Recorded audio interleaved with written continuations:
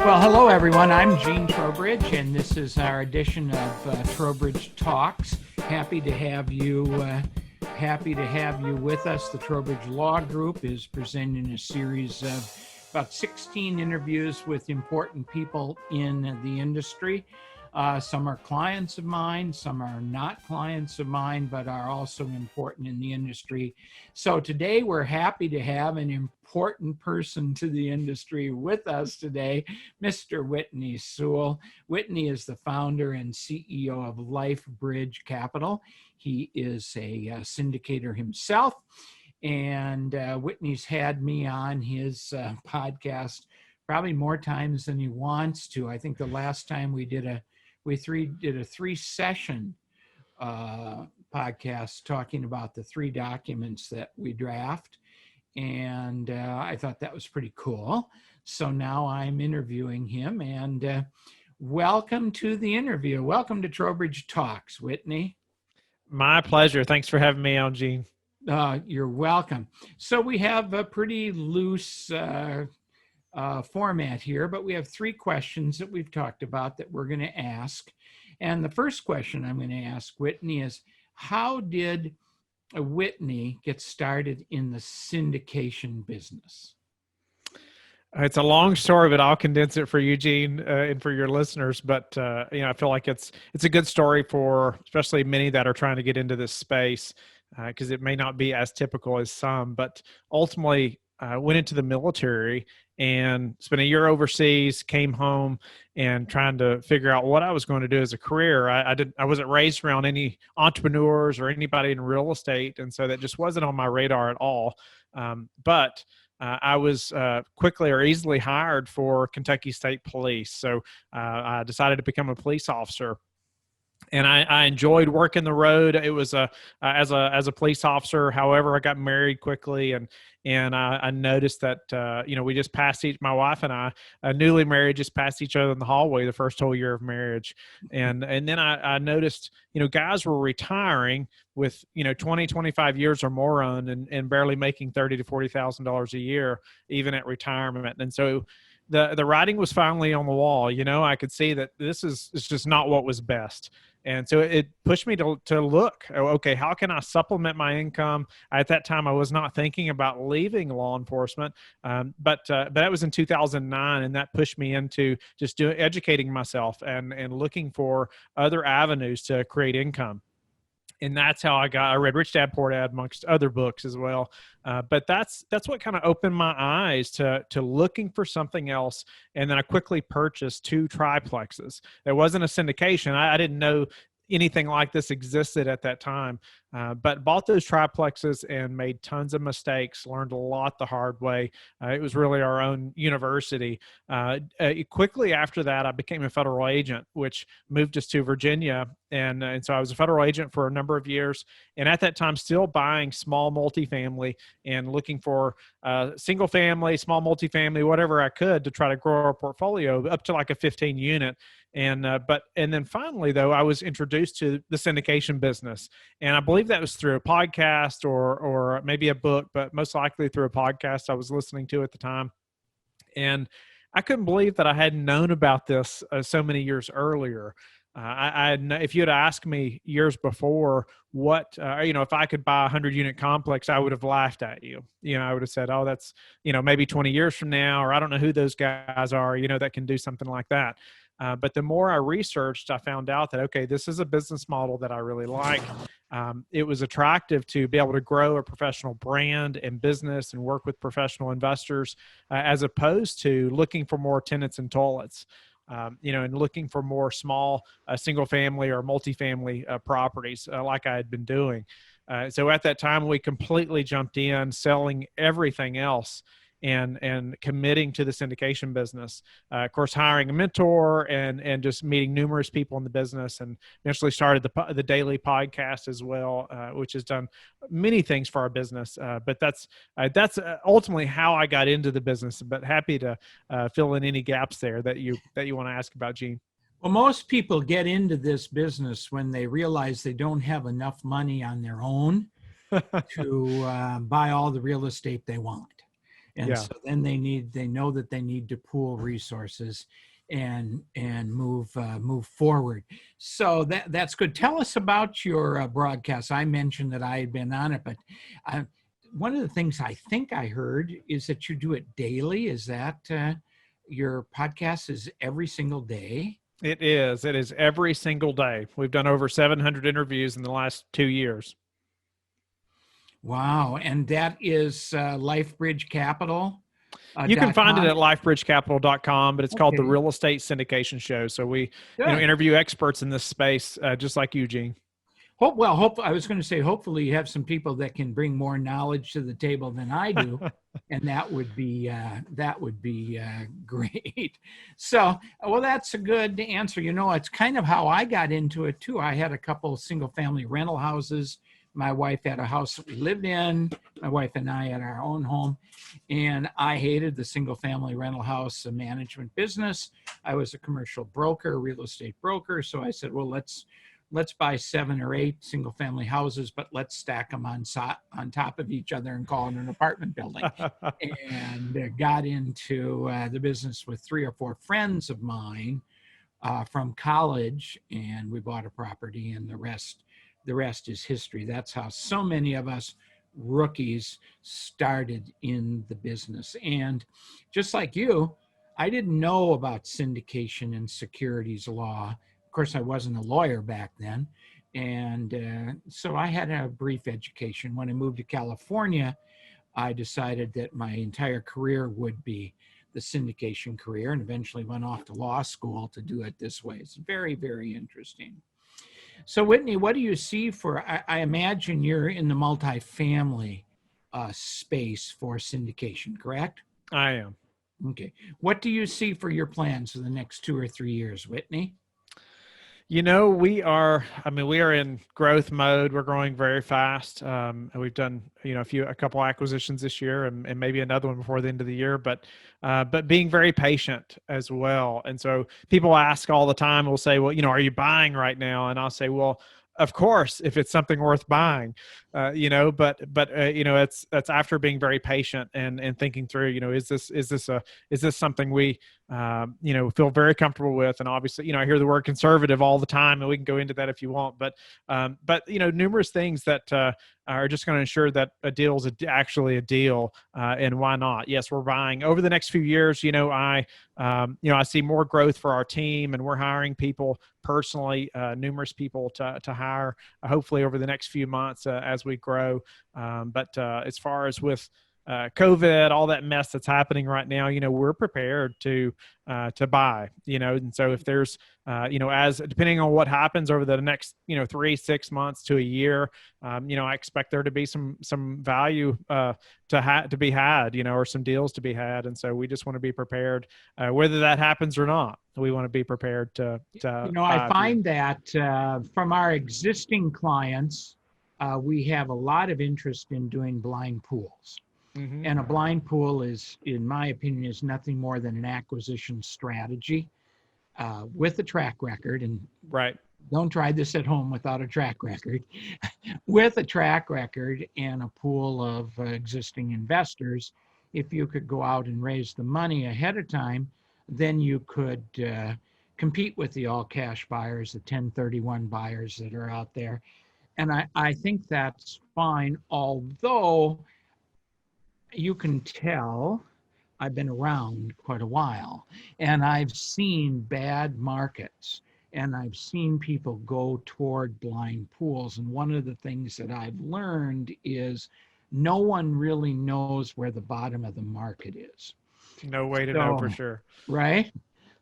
So a blind pool, people are talking about, well, there's going to be blood in the streets. Well, is it the first blood or is it the last blood? When is it going to be ideal to buy? And I think a person who's in the market daily gets a feeling of that. And I know since we've formed the new partnership at Trowbridge Law Group back in April, we have kept the same ratio that I've done since in the other partnerships since 2014, where existing clients do 2 deals and then there's a new client.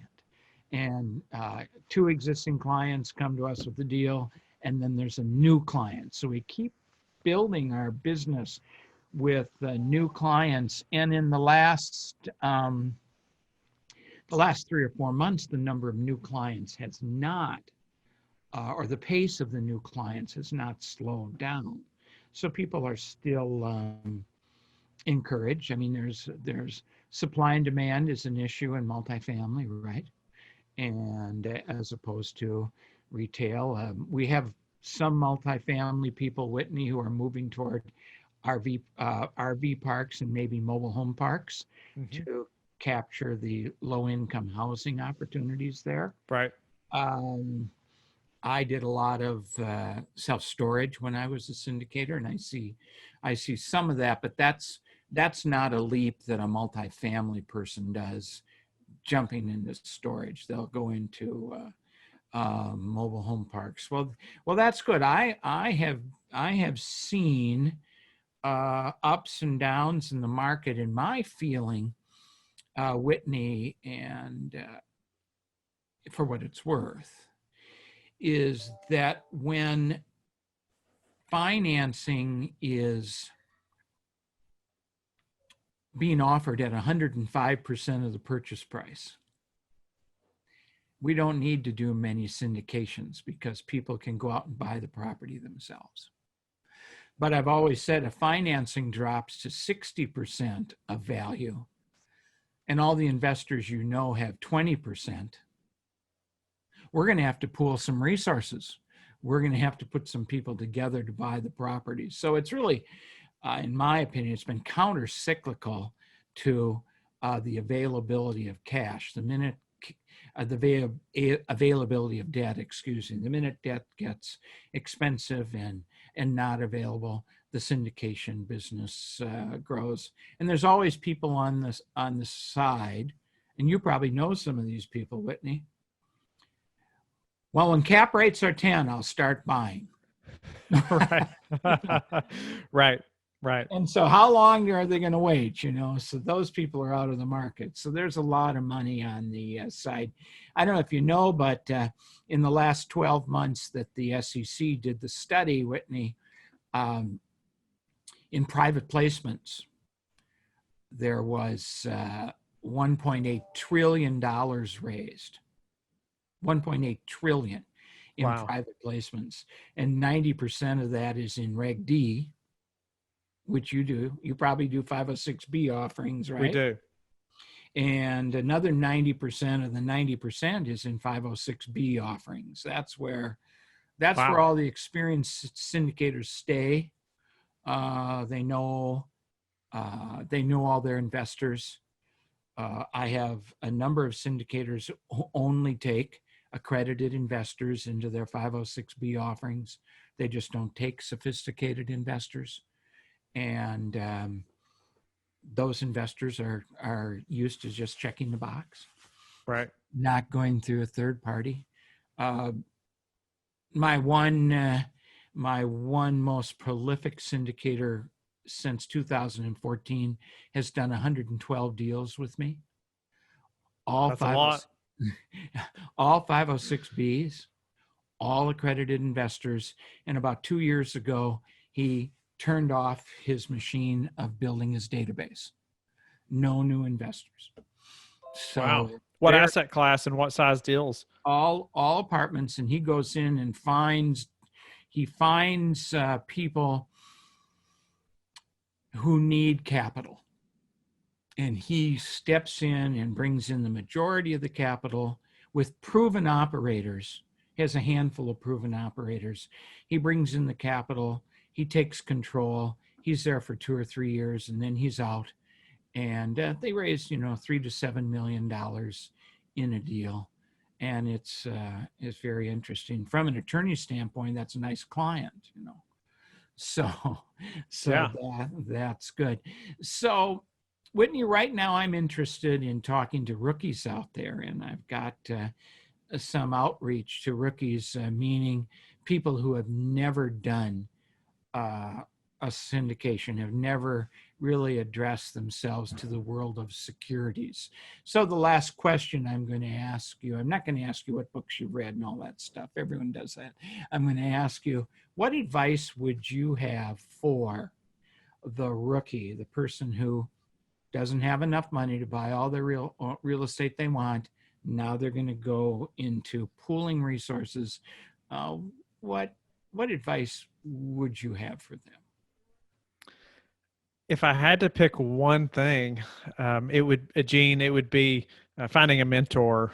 I mean, as quick as possible, somebody that's very experienced in this business, even someone like yourself, that can answer questions. That's been there and done that. That's way ahead of you.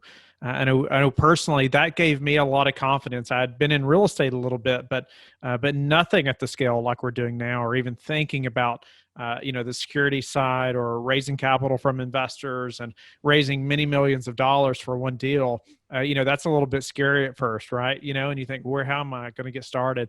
But I think having a mentor, having somebody that you can lean on that's been there and done that, just saves you so much time and headache and mistakes.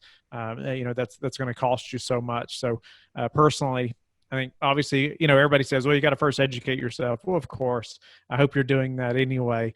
But to make big strides and to make them quickly and with the least amount of risk, I think you got to surround yourself with professionals, like yourself, Gene. Well, you have to have it. They have to have a team. There's no question about that. I'll go a little step farther.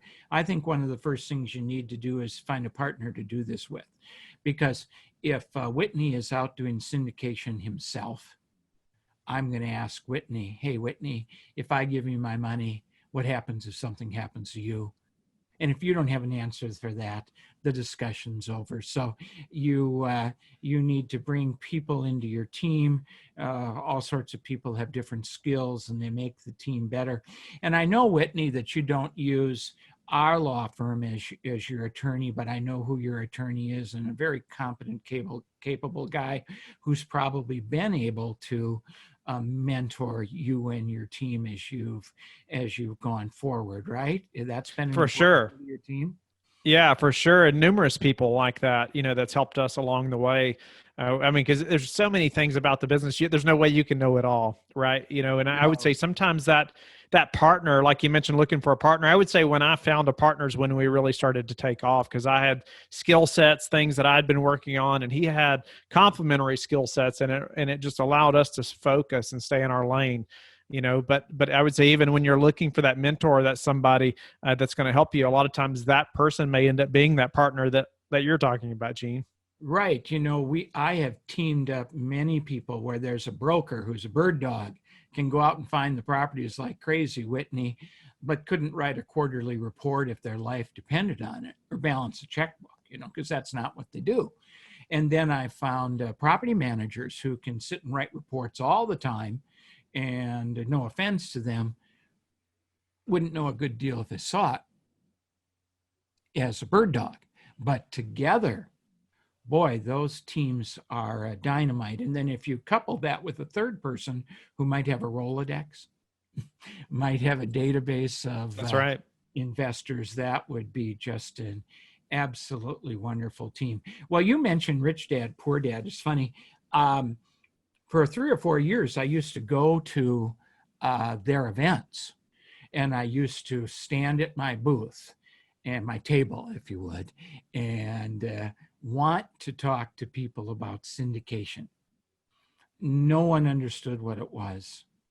It was a waste of my time. The only time I ever met anyone, and you might know this person, Barbara Bowman, does that ring a bell? She used to teach the course on commercial real estate. Barbara and Bob were clients of mine back then when they were syndicated. Bob, I do know. Yeah. That's where I know that name. Yeah, Barbara and Bob and Barbara used to invite me into the class of commercial real estate, and I'd spend an hour talking about pooling resources, and the rest of the time, no one had any clue of what we were talking about. So I didn't continue on. But over my career, I've been through about all the great gurus that are out there that put 500 people in the room, and I've been on everyone's podium, and that's really great. So it's a little different now with the COVID. Everyone is doing stuff like this. Well, we've done a great job. We're well within our half hour of time, and I appreciate Whitney, I appreciate you coming on and giving us that advice. And your advice for rookies was finding a mentor, and I think and teaming up with someone. I think that's very, very good. I appreciate it. Whitney can be found at his website, Lifebridge Capital, and you should sign up for the syndication show and listen to his podcast, and maybe sometime you'll see me on it again. And don't forget, our website, Trowbridge Law Group, is a place that you can find the things that we have. Our series of Trowbridge Talks will start being broadcast in October. And, we're on YouTube, and we do all sorts of stuff just like everyone else. But don't forget us. And Whitney, once again, I'm going to say thank you, and we'll see you down the road. Thank you, Gene. Appreciate you. Goodbye.